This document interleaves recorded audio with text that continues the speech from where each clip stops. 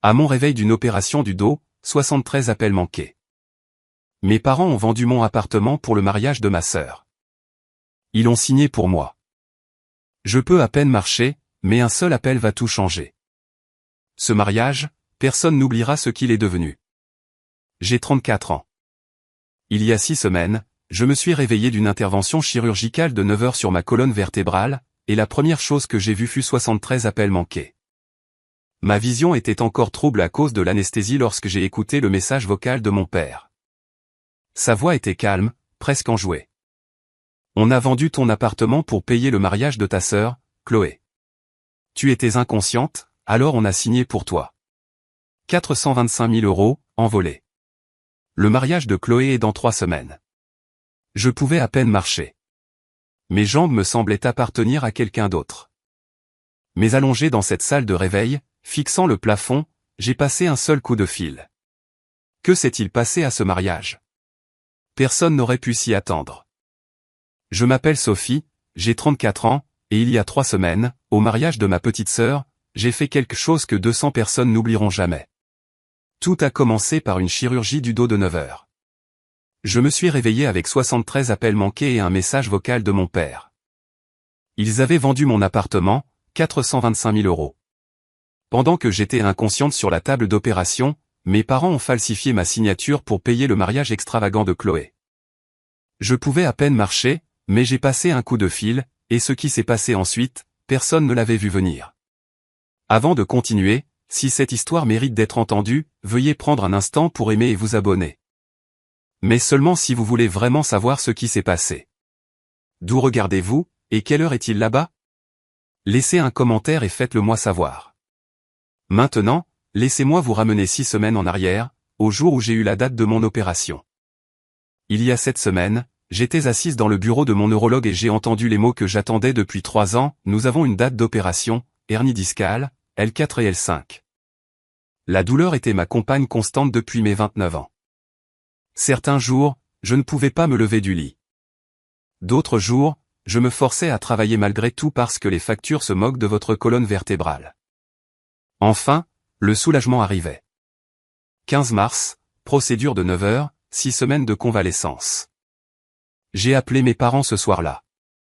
Mes mains tremblaient, non pas de peur, mais d'une chose que je n'avais pas ressentie depuis des années, l'espoir. Maman, j'ai eu la date de l'opération. Oh, c'est bien, ma chérie. Sa voix était distraite. J'entendais Chloé rire en arrière-plan. C'est quand? Le 15 mars. Il faudra que quelqu'un me ramène après. Mars? Sophie, c'est en plein milieu de la préparation du mariage. Tu sais que Chloé se marie en avril. J'ai marqué une pause. Je sais, mais cette opération. Tu trouveras une solution, ma puce. Tu trouves toujours. Une conversation étouffée ensuite. Chloé a besoin de moi. On choisit les centres de table. On parle plus tard. Elle a raccroché avant que je puisse répondre.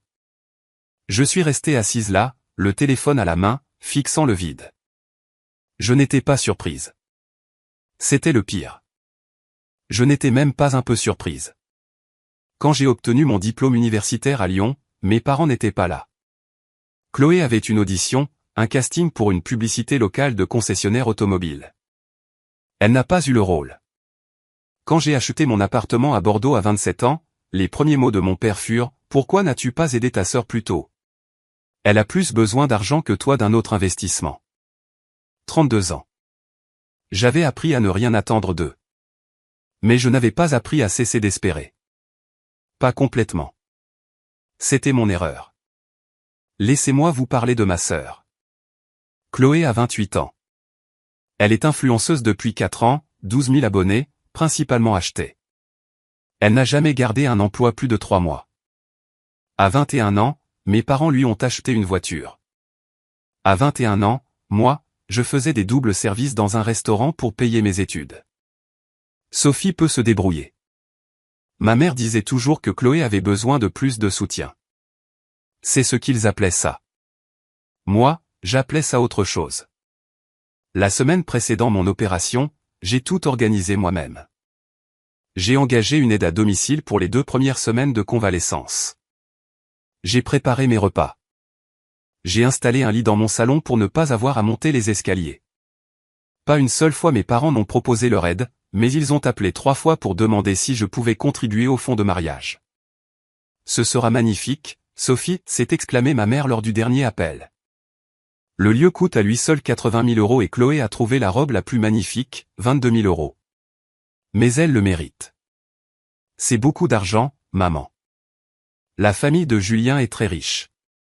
On ne peut pas avoir l'air pauvre. Julien, le fiancé de Chloé, je l'avais rencontré 2 fois. Il semblait gentil, calme, un peu naïf. Ses parents possédaient une chaîne de banque régionale.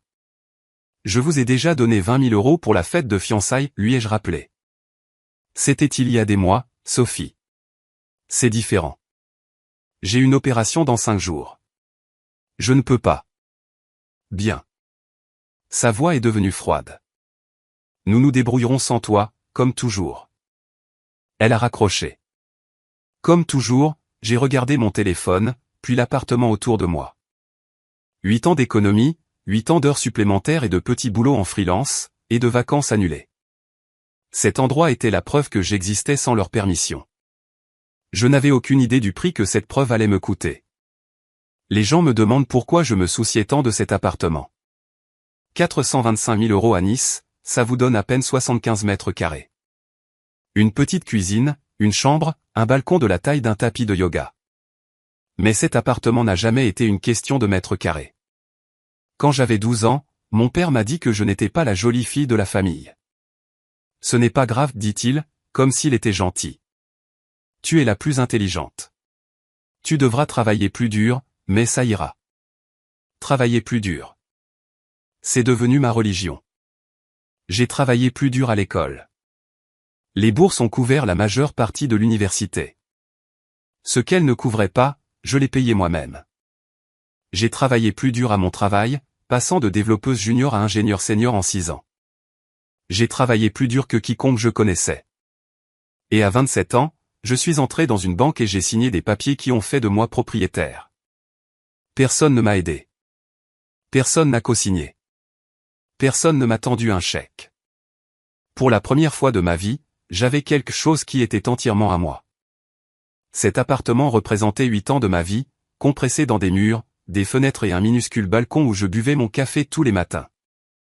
Ce n'était pas juste un investissement. C'était une preuve. Une preuve que j'avais de la valeur, même si ma famille refusait de la voir.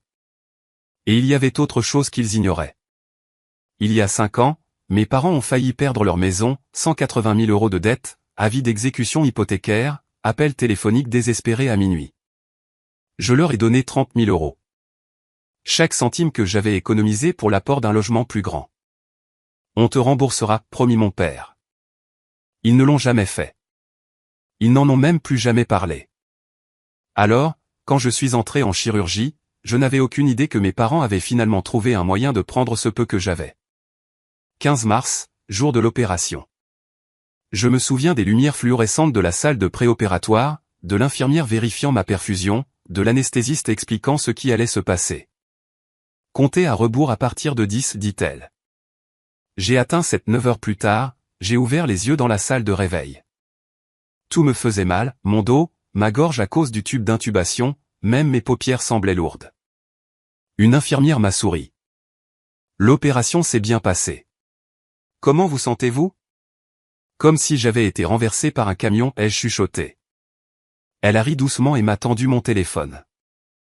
Votre famille a beaucoup appelé. J'ai plissé les yeux sur l'écran. 73 appels manqués, 47 messages. Ma première pensée, quelqu'un est arrivé quelque chose. Ma deuxième pensée, le mariage de Chloé. Quelque chose a mal tourné pour le mariage. J'ai ouvert le message vocal de mon père, envoyé 4 heures après mon opération. Sa voix était désinvolte, presque joyeuse. J'apprendrai plus tard qu'ils avaient planifié cela depuis des semaines, trouvant un acheteur content, préparant les documents, chronométrant tout pour coïncider avec mon opération. Sophie, ma chérie, c'est papa. Alors, nous avons eu une discussion en famille.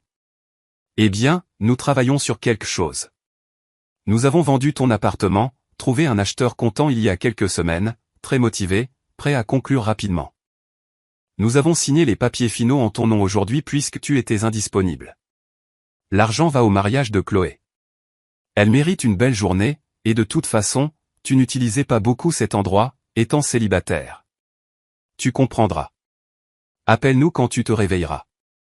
Je t'aime. Je l'ai écouté encore et encore. 425 000 € envolés. L'infirmière a remarqué mon visage. Madame, ça va? Avez-vous besoin d'antidouleur? Je n'ai pas pleuré. Je n'ai pas crié. J'ai juste fixé le plafond et respiré, dedans, dehors, dedans, dehors. Quelque chose s'est cristallisé en moi. Quelque chose de froid et de clair. Je savais exactement ce que je devais faire. Et cela a commencé par un seul appel téléphonique, mais pas à mes parents. 2 heures après mon réveil, j'ai appelé mon père. Mes mains ne tremblaient pas. Ma voix était stable. La morphine aidait, mais c'était surtout autre chose, une clarté qui vient quand on voit enfin les gens pour ce qu'ils sont vraiment. Il a décroché à la 2e sonnerie. Sophie, tu es réveillée. Comment s'est passée l'opération? Tu as vendu mon appartement. Une pause. Ah, tu as eu mon message pendant que tu étais inconsciente. Eh bien, oui. Nous devions agir vite. L'acheteur. Tu as falsifié ma signature. Encore une pause. Plus longue cette fois. Falsifier est un mot fort, ma puce. Nous avons juste facilité la transaction. Tu aurais été d'accord de toute façon. Vraiment? Bien sûr. La famille est de la famille. Chloé avait besoin. Ce dont Chloé avait besoin, ai-je dit lentement, c'était de 425 000 € qui ne lui appartenaient pas. Ce n'est pas comme ça. Sa voix est devenue défensive, familière. Tu as un bon travail. Tu le récupéreras. Chloé et Julien commencent une vie ensemble. Ce mariage les positionnera socialement. C'est un investissement pour la famille. Papa, ce que vous avez fait est un crime. Silence. Falsification, fraude, vol. J'ai laissé chaque mot faire son effet. Ce sont des crimes. Tu parles à ton père comme si j'étais un criminel. Sa voix s'est élevée. Après tout ce que nous avons fait pour toi, toutes ces années à te nourrir, te loger. Vous avez cessé de me loger quand j'avais 18 ans. Je paie pour moi depuis. C'est comme ça que tu nous remercies? Remercier pourquoi? Pour avoir vendu ma maison pendant que j'étais sur une table d'opération? Il bégaya. J'ai entendu la voix de ma mère en arrière-plan, vive et paniquée. Sophie, tu es contrariée. Nous parlerons quand tu seras plus calme. Il a commencé à raccrocher. Papa, ai-je dit doucement. Vous allez le regretter. La ligne s'est coupée. Il ne savait pas à quel point j'avais raison. 20 minutes plus tard, ma mère a appelé. Sophie Marie Dubois. Sa voix était de la glace. Que as-tu dit à ton père? La vérité. La vérité? Elle a ri, un son sec et amer. La vérité, c'est que nous avons tout sacrifié pour cette famille. Et toi, tu es allongé dans un lit d'hôpital en nous menaçant. Maman, tu as volé ma maison. Nous l'avons empruntée. Il y a une différence. Vous avez falsifié ma signature. Vous avez vendu ma propriété. Il n'y a pas d'emprunt impliqué. Arrête d'être dramatique. Son ton est devenu blessé, le pivot familier. As-tu une idée du stress que j'ai subi à planifier ce mariage pendant des mois? La tension artérielle de ton père est à son comble, et maintenant tu empirais les choses. J'ai fermé les yeux. Ce scénario était usé. Maman, je viens de subir une opération majeure de la colonne vertébrale. Je peux à peine sentir mes jambes, et tu me dis que j'empire les choses? Chloé se marie, Sophie. C'est le jour le plus important de sa vie. Pourquoi ne peux-tu pas simplement être heureuse pour elle? J'étais heureuse pour elle avant qu'elle ne me prenne 400 000 €. Elle n'a rien pris. Nous avons pris une décision de famille sans toi. Tu étais indisponible. J'étais inconsciente. Elle a soufflé. C'est pareil. Tu aurais dit non de toute façon. Tu as toujours été égoïste. J'ai laissé ce mot planer dans l'air. Égoïste. 32 ans à travailler, à économiser, à ne rien demander. Et c'était moi l'égoïste. Maman, dis-je doucement. Sais-tu qui est propriétaire de la maison dans laquelle tu te tiens en ce moment? Elle a marqué une pause. Quoi? La maison où toi et papa vivaient. Sais-tu qui en est propriétaire? Un rire confus. Nous, évidemment. Tu es sûr? Sophie, de quoi parles-tu? Tu es sous médicaments. Tu n'as pas de sens. Je vous verrai au mariage, maman. J'ai raccroché. 3 semaines. C'était tout ce dont j'avais besoin. Le 3e appel que j'ai passé était au seul membre de ma famille en qui j'avais confiance. Tante Patricia a répondu à la première sonnerie. Sophie, ma puce. J'ai entendu ce qui s'est passé. Sa voix était chaleureuse, mais je percevais autre chose en dessous, la colère. Je suis tellement désolé. Richard m'a appelé il y a 1 heure pour essayer de raconter une histoire quelconque sur un investissement familial. Je lui ai dit qu'il était fou. Je sais que mon frère est un idiot, soupira-t-elle lourdement. Je l'ai prévenu, Sophie, il y a des années. Je lui ai dit que la façon dont il te traitait lui reviendrait en pleine figure. Il n'a pas écouté. Patricia était la sœur aînée de mon père, 65 ans, comptable à la retraite, et la seule personne de ma famille qui m'ait jamais regardé et vu comme quelqu'un qui méritait le respect. Tante Patricia, j'ai besoin de ton aide. N'importe quoi. Peux-tu garder un secret pendant 3 semaines? Une pause. Puis, qu'est-ce que tu prépares? Je lui ai tout raconté, pas tout, juste assez. La convalescence de l'opération, le calendrier du mariage, l'appel que j'allais passer à mon avocat. Quand j'ai eu fini, le silence est revenu. Sophie, sa voix était prudente. Es-tu sûre? Une fois que tu auras fait ça, il n'y aura pas de retour en arrière. Je sais qu'ils ne te pardonneront jamais. J'ai failli rire. Tante Patricia, ils ont vendu ma maison pendant que je luttais pour ma vie sur une table d'opération. Le pardon n'était plus une option au moment où cela s'est produit. Elle est restée silencieuse un long moment. Alors, de quoi as-tu besoin de moi? Je vais te donner une enveloppe. Garde-la en sécurité. S'il m'arrive quoi que ce soit, s'ils essaient autre chose, apporte-la au mariage. Au mariage? Je serai là. Mais je veux une garantie. Elle a poussé un soupir. Tu as toujours été la plus forte de cette famille, Sophie. Ne les laisse pas te briser. Je ne le ferai pas, ai-je promis. Et je le pensais. Maintenant, je dois te dire quelque chose que je n'ai jamais dit à personne. En 2021, j'ai reçu un appel d'un vieil ami d'université qui travaillait dans une banque. Pas n'importe quelle banque, celle qui détenait l'hypothèque de mes parents. Sophie, je ne devrais probablement pas te dire ça. Sa voix était basse, complice. Mais tes parents sont sur le point de perdre leur maison. Ils ont 180 000 € de dette. Exécution hypothécaire dans 60 jours. 180 000 €. Même après les 30 000 € que je leur avais donnés 1 an plus tôt de l'argent qu'ils avaient juré que c'était juste pour se remettre à flot, ils avaient réussi à s'enfoncer davantage. Je me souviens d'être assise dans mon appartement, fixant le mur. Les mêmes parents qui n'étaient jamais venus à ma remise de diplôme, qui n'avaient jamais reconnu mes réussites, qui m'avaient traité comme un accessoire toute ma vie. Ils étaient sur le point de se retrouver sans abri. J'avais un choix, les laisser tomber, les laisser enfin faire face aux conséquences de 30 ans d'imprudence financière, leur laisser voir à quoi ressemblait la vie sans filet de sécurité. Ou bien j'ai appelé un avocat spécialisé en immobilier nommé Marc Dubois. Je lui ai dit ce que je voulais faire. Vous voulez acheter la dette de vos parents, m'a-t-il demandé lentement. Et acheter la maison sans qu'ils sachent que c'est vous? Oui. C'est peu orthodoxe. C'est faisable? Oui, via une société anonyme, propriété anonyme, légale, propre, invisible. 3 semaines plus tard, j'étais propriétaire de la maison de mes parents. Ils pensaient qu'une société d'investissement sans visage les avait sauvés. Ils ont signé un bail pour louer la maison où ils vivaient depuis 20 ans, ignorant que leur fille aînée était leur propriétaire. Chaque mois, leur chèque de loyer arrivait sur mon compte. Ils n'en savaient rien. Je ne l'ai pas fait par vengeance. Pas à l'époque. Je l'ai fait parce que malgré tout, je les aimais toujours. Je voulais qu'ils aient une maison, même s'ils ne m'en avaient jamais donné une. Mais maintenant, 4 ans plus tard, allongés dans un lit d'hôpital, sachant ce qu'ils avaient fait, cet amour avait finalement atteint sa limite. 3 jours après l'opération, Marc Dubois est venu dans ma chambre d'hôpital.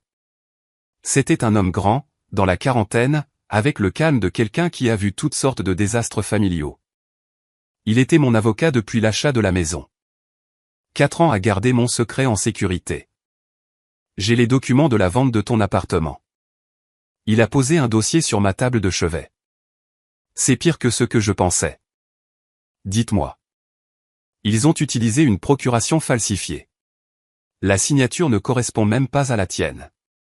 Il m'a montré le papier. Ma signature ressemblait à l'imitation d'un enfant. Le tampon du notaire vient d'un gars dans le Nevada qui a déjà été signalé pour avoir tamponné des documents sans vérification. Ton père l'a probablement trouvé en ligne. C'est une infraction fédérale, mais ces gens existent. Pouvons-nous annuler la vente? Marc a secoué la tête. L'acheteur est un tiers innocent. Il n'avait aucune idée que les documents étaient frauduleux. Défaire cette vente prendrait des années et ne garantirait pas que tu récupères la propriété. J'ai encaissé 425 000 € en volée. Mais Marc a continué, tu as des options. Tu pourrais porter plainte au pénal, falsification, fraude, vol d'identité. Tes parents pourraient faire de la prison ferme. Quoi d'autre? Il a marqué une pause, sorti un autre document. La maison? La maison de mes parents? Ta maison? Il a croisé mon regard. Tu en es toujours propriétaire, entièrement. Et leur bail? Il a vérifié ses notes. Expire le 19 avril, une semaine après le mariage. J'ai fait le calcul. 19 avril, une semaine après le mariage de Chloé le 12 avril. Donc, le bail expire une semaine après le mariage. Marc a hoché la tête lentement. Si tu voulais leur signifier un préavis de départ, tu pourrais le faire. N'importe quand. Ils auraient 30 jours à compter de la date de la vie. J'ai fixé le plafond. 30 jours. Il y a quelque chose de presque poétique dans ce calendrier, dit Marc prudemment. Pour la première fois depuis mon réveil de l'opération, j'ai souri. Prépare la vie, dis-je. Je te dirai quand le signifier. Une semaine avant le mariage, Chloé a appelé. J'étais rentré à la maison, me déplaçant lentement avec une canne, mais je bougeais. La douleur était gérable. Mon esprit était clair. Sophie. Sa voix était un poison enrobé de sucre. J'ai entendu dire que tu avais contrarié maman et papa. Moi? Ils disent que tu les as menacés pour une histoire d'argent. Une histoire d'argent? J'ai ri doucement. Chloé, ils ont vendu mon appartement, la maison que j'ai achetée avec 8 ans d'économie, n'est-ce pas? Elle a traîné le mot. Mais, c'était une décision de famille. Tu es célibataire. Tu n'as pas besoin d'un endroit aussi grand. C'était 75 mètres carrés. Quand même, ce n'est pas comme si tu avais un mari ou des enfants. J'ai laissé le silence s'étirer. Chloé, savais-tu d'où venait l'argent? Encore une pause, puis trop vite, je ne me mêle pas des affaires financières.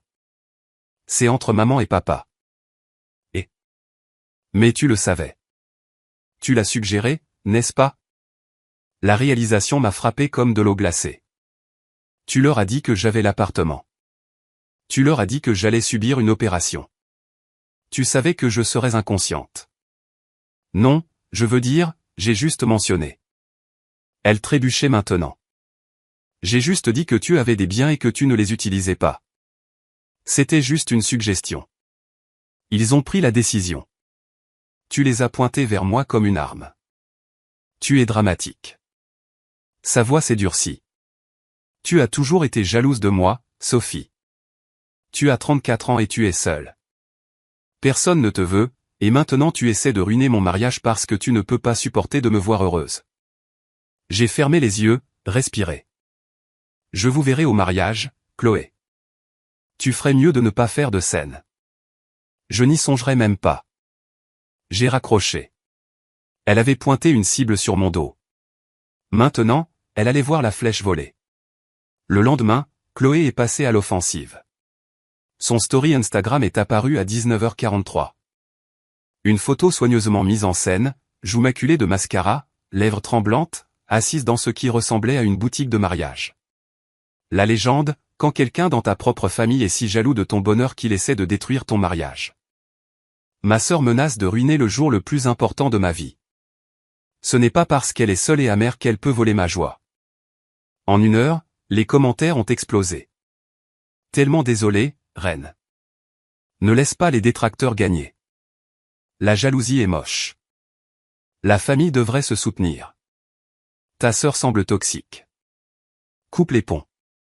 Mon téléphone a commencé à sonner, tante, oncle, cousin, ami de ma mère. Sophie, comment as-tu pu? Chloé est dévastée. Pourquoi fais-tu ça à ta famille? Pas une seule personne n'a demandé mon point de vue. Pas une seule personne n'a remis en question le récit. Je n'ai répondu à rien de tout cela. Au lieu de cela, j'ai fait des captures d'écran de tout, la publication, les commentaires, les messages privés des proches me traitant d'égoïste, de jalouse, de pathétique, chaque mot. Mon cousin David a appelé, essayant de jouer les médiateurs. Sophie, ne peux-tu pas juste t'excuser pour le bien de la famille? M'excuser pourquoi? Pour ce que j'ai fait pour contrarier Chloé. David, ils ont vendu ma maison pendant que j'étais en chirurgie. Ils ont falsifié ma signature. Silence. Eh bien, dit-il enfin. Je suis sûr qu'il y a 2 côtés à chaque histoire. J'ai raccroché. 2 côtés. Tout le monde voulait 2 côtés, mais personne ne voulait entendre le mien. Ça m'était égal. Dans 2 semaines, il l'entendrait, qu'il le veuille ou non. J'ai sauvegardé chaque capture d'écran dans un dossier sur mon ordinateur portable. Chaque attaque, chaque supposition, chaque parole cruelle. Ce sera utile plus tard, dis-je à personne. Le mariage était dans 14 jours. Le compte à rebours avait commencé. Maintenant, je veux faire une pause ici un instant.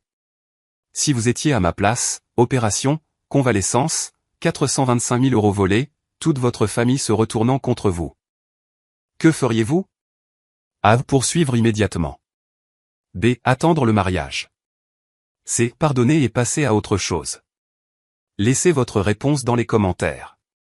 Je suis vraiment curieuse de savoir ce que vous choisiriez. Et si vous êtes toujours avec moi, cliquez sur ce bouton j'aime. Croyez-moi, vous voudrez voir ce qui se passe ensuite. Continuons. 2 jours avant le mariage, il y avait le dîner de répétition. Je ne voulais pas y aller. Chaque pas me faisait encore mal. Mon dos criait à chaque mouvement, mais j'avais besoin de voir le champ de bataille avant la bataille. Le restaurant était un italien haut de gamme. Salle privée, 25 personnes, nappe blanche, bougies partout. Chloé avait publié la facture sur sa story de préparation de mariage. 12 000 € pour un seul dîner. Je suis arrivé en retard, marchant lentement avec ma canne. La salle est devenue silencieuse lorsque je suis apparu dans l'embrasure de la porte. Les yeux de ma mère se sont écarquillés. La mâchoire de mon père s'est serrée. Chloé a attrapé le bras de Julien et lui a murmuré quelque chose. Sophie. Ma mère s'est ressaisie la première, son sourire aiguisé comme du verre. Nous ne pensions pas que tu viendrais. Avec mon état, je ne pouvais pas manquer ça. Je me suis frayé un chemin jusqu'à un siège vide à l'extrémité de la table. Chaque pas délibéré, chaque visage observant. Mon père s'est levé pour porter un toast. Ce soir, nous célébrons la famille, dit-il en levant son verre, évitant mon regard. Nous célébrons le sacrifice. Tout ce que nous avons fait, nous l'avons fait pour nos enfants. Chloé rayonnait. Ce mariage représente l'amour et l'engagement de notre famille. Beaucoup de gens ont contribué à le rendre possible. Son regard a glissé vers moi juste une seconde. La famille prend soin de la famille. J'ai levé mon verre avec les autres, ne disant rien. Mais Julien, le marié, me regardait étrangement, curieusement, comme s'il essayait de résoudre une énigme. Chloé s'est penchée et a embrassé sa joue, ramenant son attention.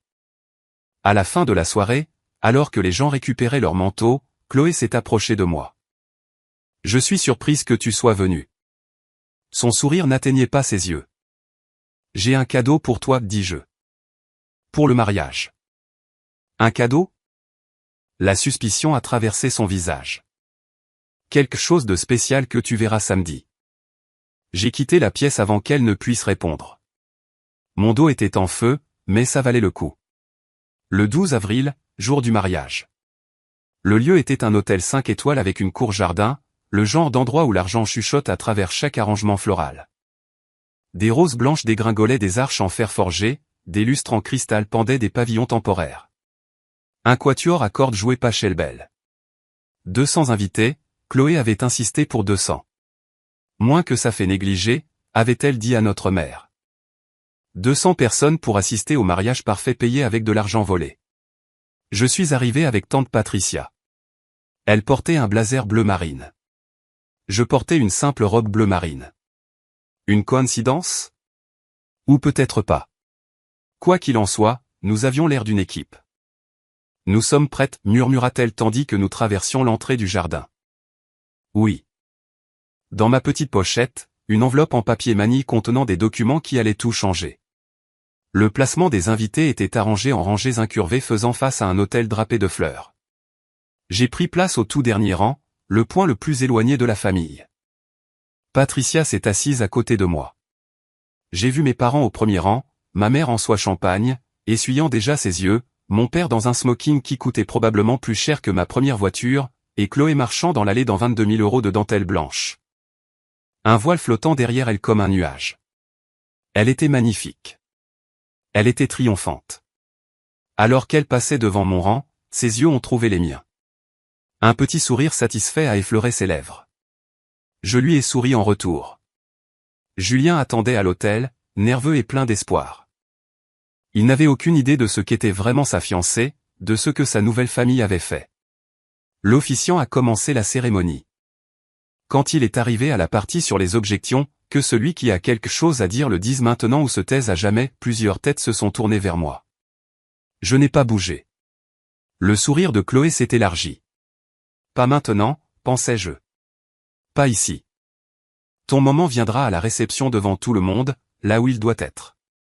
La cérémonie était magnifique. Je leur accorde ça. Les vœux ont été échangés. Les alliances ont été mises.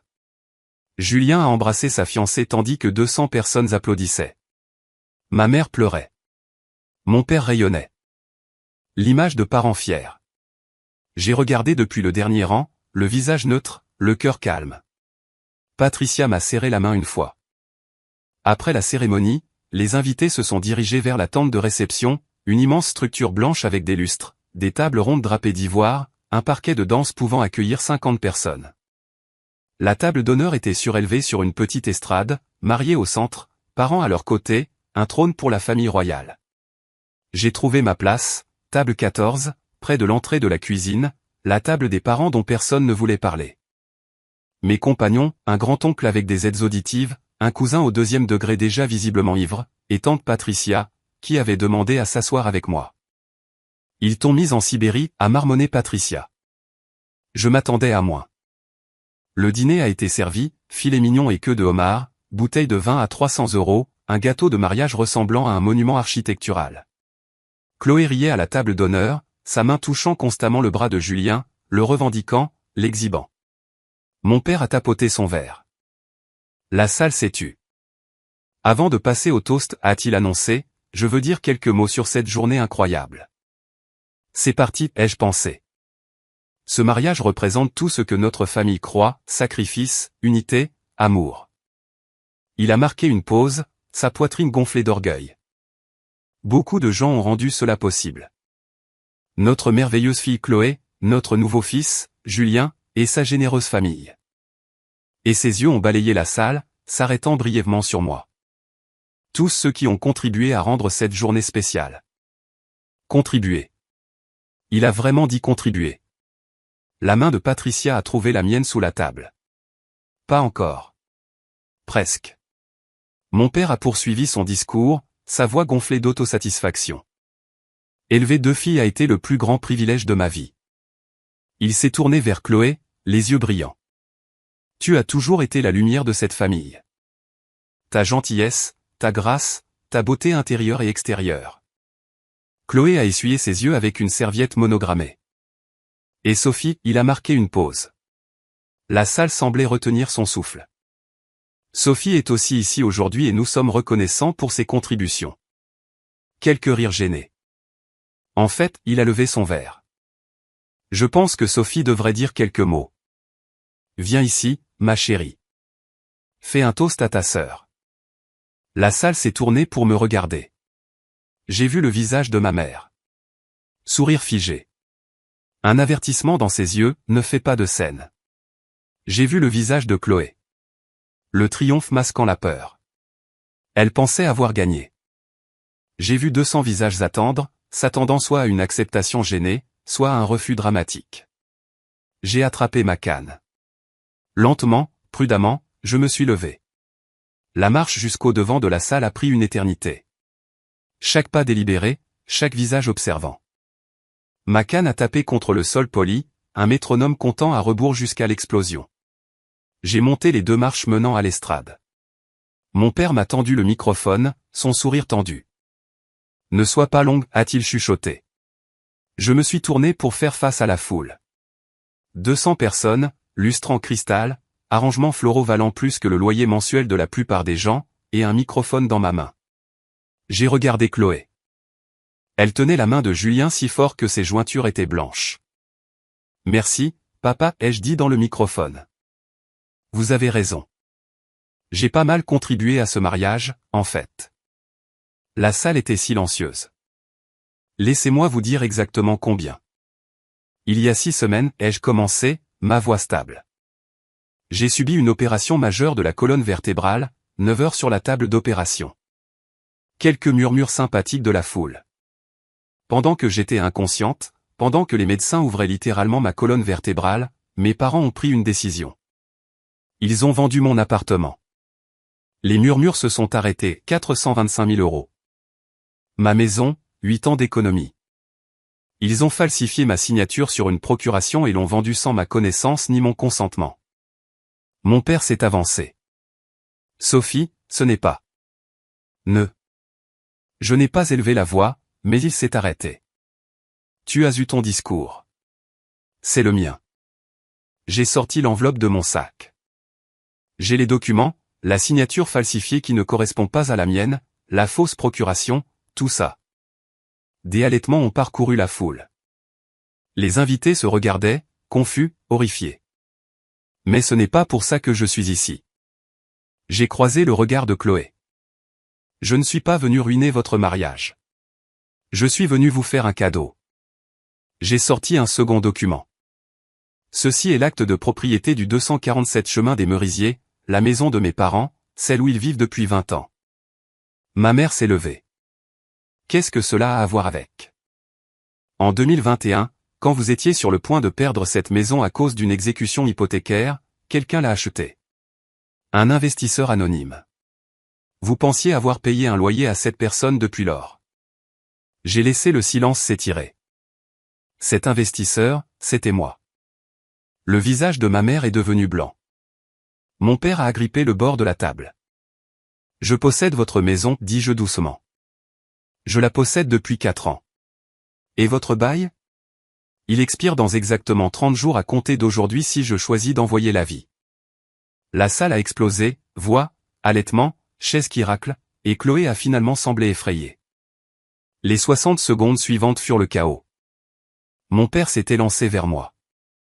Tu mens. C'est impossible. C'est dans les archives publiques, papa. Vous pouvez vérifier vous-même. Ma mère hyperventilait. Comment as-tu pu? Pourquoi ferais-tu ça? J'ai sauvé votre maison parce que je vous aimais. J'ai laissé ces mots faire leur effet. Même si vous ne m'avez jamais aimé en retour. Depuis l'arrière de la tente, une silhouette s'est approchée. Marc Dubois, en costume gris impeccable, portant une mallette en cuir.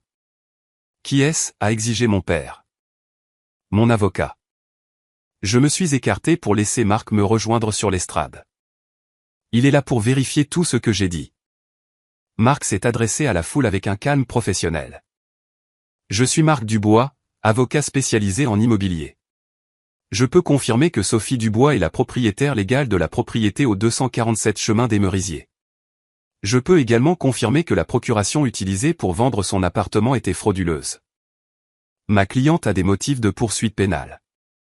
La salle était d'un silence de mort. Puis Julien s'est levé. Attendez. Sa voix tremblait. L'argent pour ce mariage, les 300 000 € que vos parents ont contribué. Il a regardé ma mère. C'était de l'appartement de Sophie. Ma mère n'a pas pu soutenir son regard. Vous avez payé notre mariage avec de l'argent volé? La voix de Julien s'est élevée. Tu m'as dit que c'était des économies, une fiducie familiale. Chloé lui a attrapé le bras. Julien, bébé, c'est compliqué. Compliqué? Il s'est dégagé d'elle. Tu le savais? Elle a ouvert la bouche, l'a refermée. Son silence était une réponse suffisante.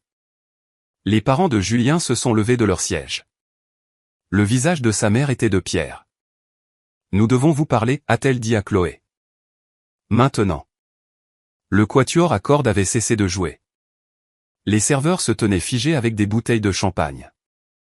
200 invités regardaient le mariage le plus cher auquel ils aient jamais assisté s'effondrer en temps réel. Et je n'avais pas élevé la voix une seule fois.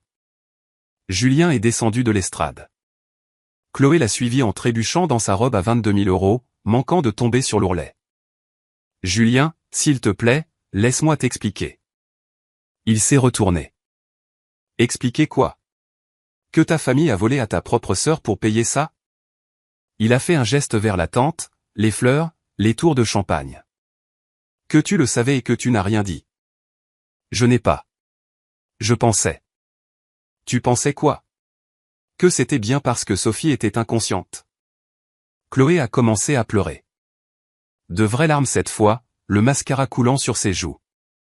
J'ai regardé depuis l'estrade. Je n'ai ressenti ni triomphe, ni satisfaction. Je me sentais juste fatigué. La mère de Julien s'est approchée de Chloé avec la précision prudente d'un chirurgien. Nous devons discuter de certaines choses, ma chère. En privé. Madame Whitmore, s'il vous plaît. Maintenant. Elles ont disparu dans une pièce latérale. Julien a suivi. La porte s'est refermée avec un clic décisif. À mes pieds, ma mère était toujours assise à la table d'honneur, fixant le vide. Mon père marchait de long en large comme un animal en cage, marmonnant à propos d'avocats et de trahison. Tante Patricia est apparue à mes côtés. C'est fait, dit-elle doucement. Pas tout à fait. J'ai regardé la foule, les visages choqués, les conversations chuchotées, les téléphones enregistrant tout. Mais presque. J'ai repris le microphone une dernière fois. Je veux être clair sur quelque chose. Je n'ai pas fait cela par vengeance. Je l'ai fait parce que la vérité mérite d'être racontée et parce que je le mérite. Ma voix s'est brisée juste un instant. Je mérite d'être traité comme un être humain. J'ai reposé le microphone et je suis descendu de l'estrade. La foule s'est écartée pour moi comme l'eau. Personne n'a essayé de m'arrêter.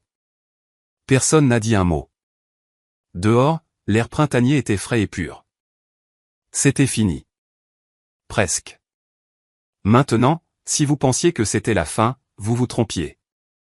Ce qui s'est passé après le mariage, ce que Julien a découvert sur Chloé a tout changé. Avant que je ne vous raconte la suite, si vous ne vous êtes pas encore abonné, c'est votre moment. Cliquez sur ce bouton.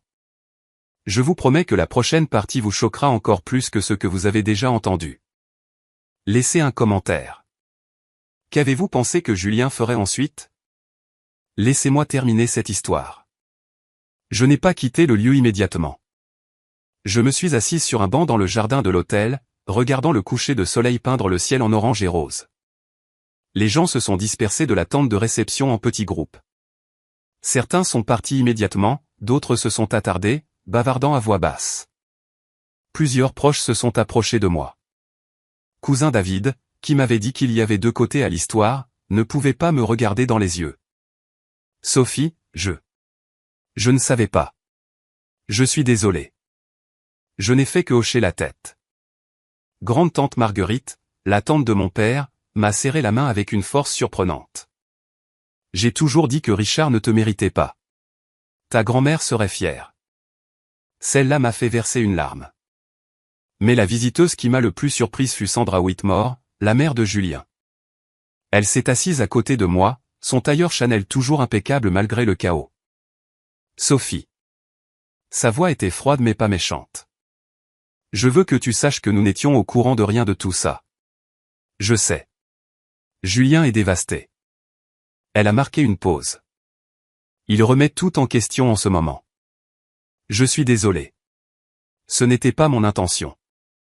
N'est-ce pas? Elle m'a étudié. Non, je ne pense pas que ce soit le cas.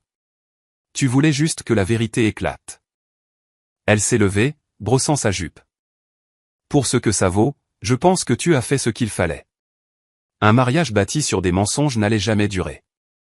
Elle s'est éloignée avant que je puisse répondre. À l'intérieur de la tente, j'entendais des voix s'élever. Mon père criait sur quelqu'un, ma mère pleurait. Chloé est sortie seule de la pièce latérale. Julien n'était pas avec elle. Elle m'a vu sur le banc et son visage s'est tordu de rage. Elle a commencé à marcher vers moi, puis s'est arrêtée, a fait demi-tour, et retourné à l'intérieur. Bon choix. Le quatuor à cordes a recommencé à jouer. Une tentative ironique de normalité. Mais rien dans cette journée n'était normal désormais. 1 heure plus tard, lorsque la plupart des invités étaient partis, Julien m'a trouvé. Il portait toujours son smoking, mais son nœud papillon pendait lâchement autour de son cou. Ses yeux étaient rouges. Sophie. Il s'est assis lourdement sur le banc. Je dois te dire quelque chose. Tu ne me dois rien, Julien. Non, je le dois. Il s'est passé quelque chose. Il y a 3 mois, quand Chloé et moi nous sommes fiancés, mon ordinateur portable a disparu. Je l'avais laissé chez elle pour la nuit. Il a ri amèrement. Elle a dit qu'il devait avoir été volé. Un cambriolage, prétendait-elle. Rien d'autre n'a été pris, juste mon ordinateur. Disparu. Qui avait-il dessus? Des dossiers financiers, les actifs de ma famille, des détails sur les fonds fiduciaires. Il a croisé mon regard. À l'époque, je pensais que c'était juste de la malchance. Maintenant, les pièces s'emboîtent. Elle faisait des recherches sur ta famille avant même que je ne la demande en mariage. Je pense qu'elle m'a ciblé. Je pense qu'elle a découvert l'argent de ma famille et a orchestré toute la relation. La rencontre fortuite lors de cet événement caritatif, la façon dont elle savait exactement quoi dire, ce que j'aimais, ce que je voulais entendre. Je ne savais que dire. Que dit-on à quelqu'un dont toute la relation vient de se révéler être une arnaque? Je suis désolé, ai-je finalement réussi à dire. Ne le sois pas. Tu m'as sauvé. Il s'est levé. J'ai déjà parlé à l'avocat de mes parents. Nous demandons l'annulation pour cause de fraude. Le mariage n'a même pas 12 heures. Et Chloé. Ma famille exige qu'elle rende ce qu'ils ont contribué au mariage. 150 000 €. Il a marqué une pause. Je ne pense pas qu'elle ait l'argent. Il s'est éloigné dans l'obscurité. Chloé venait d'affronter une victime qui pouvait riposter. Les conséquences ont été rapides. Dès lundi, l'histoire s'était répandue comme une traînée de poudre dans notre famille élargie. Un invité avait enregistré mon discours sur son téléphone et l'avait partagé dans un chat de groupe familial. De là, quelqu'un l'a divulgué publiquement. Je n'ai jamais su qui. En quelques jours, il avait des milliers de vues, transférées et retransférées avec des émojis choqués. Le patron de mon père l'a convoqué pour une réunion. Richard Dubois était un cadre moyen dans une compagnie d'assurance. Respectable, ennuyeux, oubliable. Sauf que maintenant, il était l'homme qui avait commis une fraude contre sa propre fille. Nous vous plaçons en congé administratif en attendant un examen éthique, lui ont-ils dit. Ses 32 ans dans l'entreprise n'avaient pas d'importance. Sa réputation, oui. Ma mère a perdu son club de lecture, son groupe de tennis, le comité caritatif qu'elle présidait depuis 15 ans. Les appels téléphoniques se sont arrêtés. Les invitations se sont taries.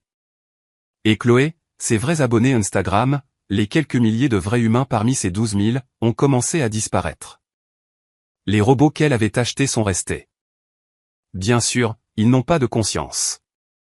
Quelqu'un avait trouvé la vidéo du mariage et l'avait publiée. Des commentaires ont afflué. Imaginez voler votre propre sœur pendant son opération. C'est la chose la plus dégoûtante que j'ai jamais vue.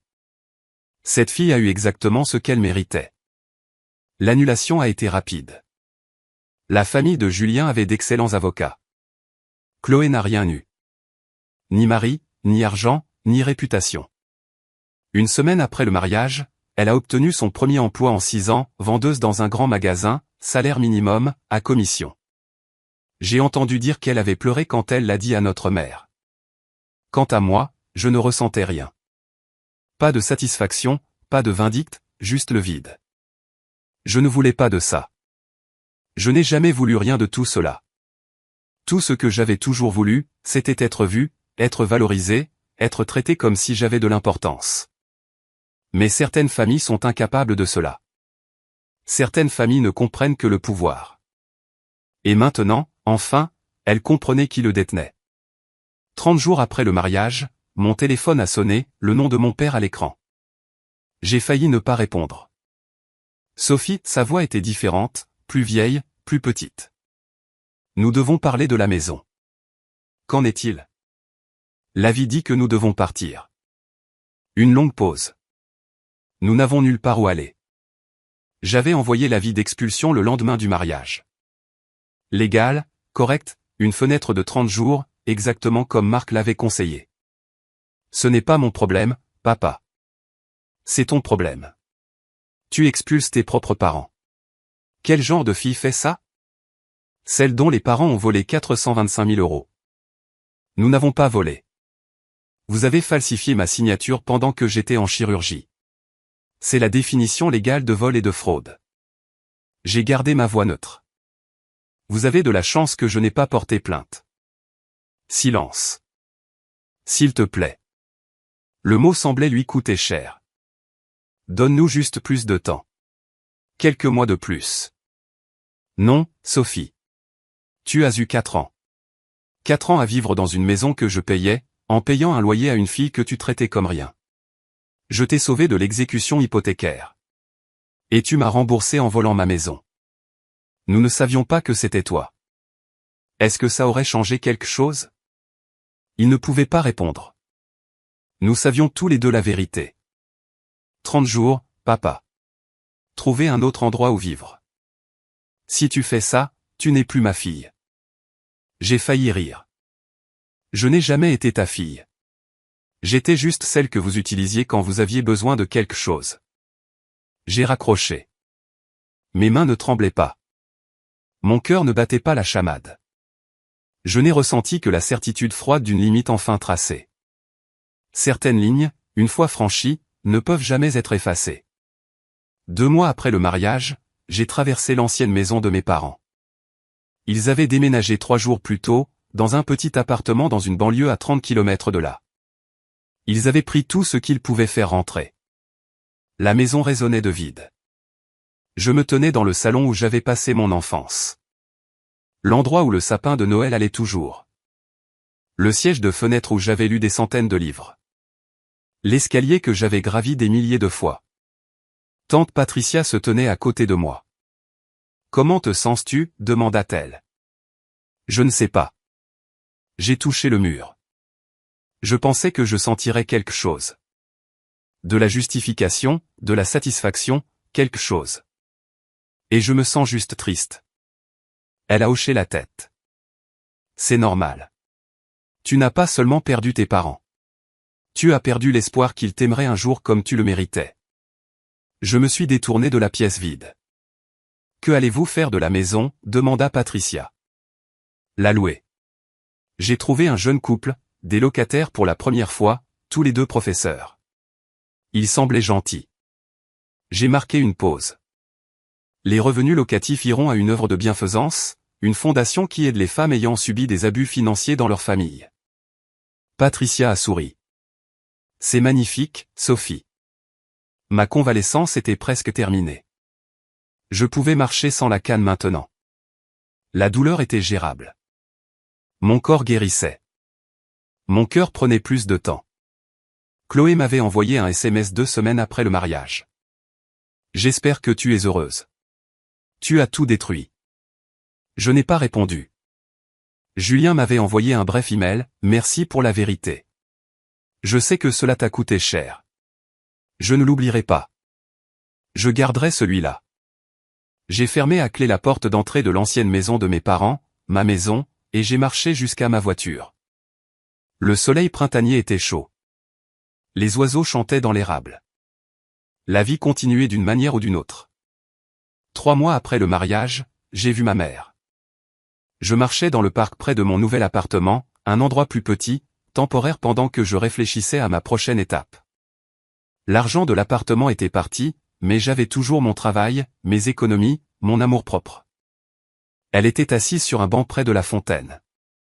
Seule, elle paraissait plus âgée, plus petite. Ses cheveux avaient plus de gris que je ne m'en souvenais. Ses vêtements étaient moins soignés, un simple gilet cardigan au lieu des blazers ajustés qu'elle avait toujours portés. Nos regards se sont croisés. Pendant un long moment, aucune de nous n'a bougé. Puis je me suis approché. Je ne sais pas pourquoi. Peut-être pour avoir une conclusion, peut-être par curiosité, peut-être qu'une petite partie têtue de moi espérait encore. Je me suis assise, laissant un espace entre nous. Elle fixait droit devant elle. Je ne m'attendais pas à te voir ici. Je vis à proximité maintenant. Silence. La fontaine gargouillait. Des enfants riaient quelque part au loin.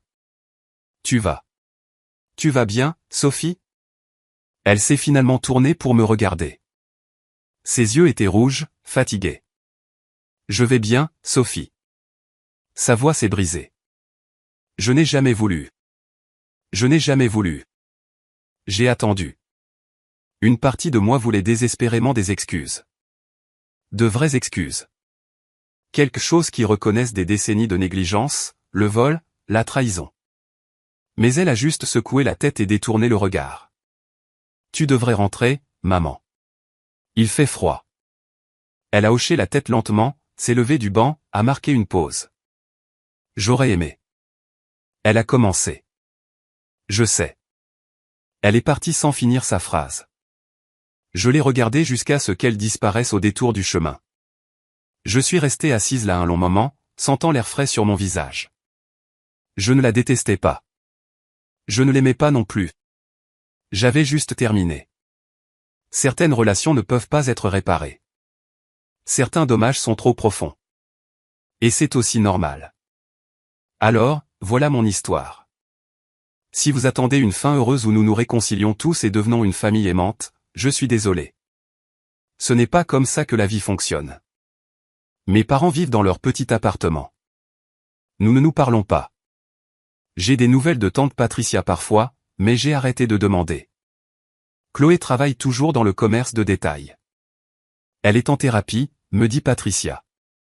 Que cela aide, je ne sais pas. J'espère que oui. Pas pour elle, mais pour la personne qu'elle deviendra ensuite. Julien s'est remarié 2 ans plus tard, avec une enseignante de Bretagne. Ils ont un bébé maintenant. Il m'a envoyé un faire-part de naissance. J'ai trouvé ça gentil. Et moi, j'ai 34 ans maintenant. J'ai acheté un nouvel endroit l'année dernière, plus petit que l'appartement, mais à moi. Chaque brique, chaque plancher, chaque fenêtre m'appartient parce que je l'ai gagné à nouveau.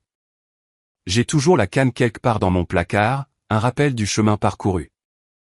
Voici ce que j'ai appris. Établir des limites n'est pas une vengeance. C'est du respect de soi. La famille ne donne à personne le droit de vous blesser. Le sang n'efface pas la trahison. Et parfois, la chose la plus aimante que vous puissiez faire pour vous-même est de partir. Si vous regardez ceci et que vous vous reconnaissez dans mon histoire, si votre famille vous traite comme un accessoire, comme un distributeur automatique de billets, comme quelqu'un qui n'existe que pour satisfaire leurs besoins, je veux que vous sachiez que vous méritez mieux. Vous avez le droit de dire non. Et vous n'avez pas besoin de vous mettre le feu pour garder les autres au chaud. Merci de m'avoir écouté.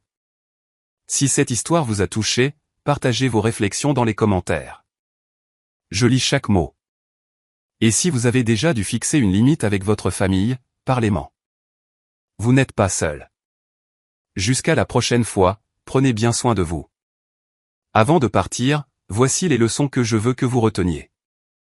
Premièrement, personne n'a le droit de prendre ce pourquoi vous avez travaillé, pas même la famille.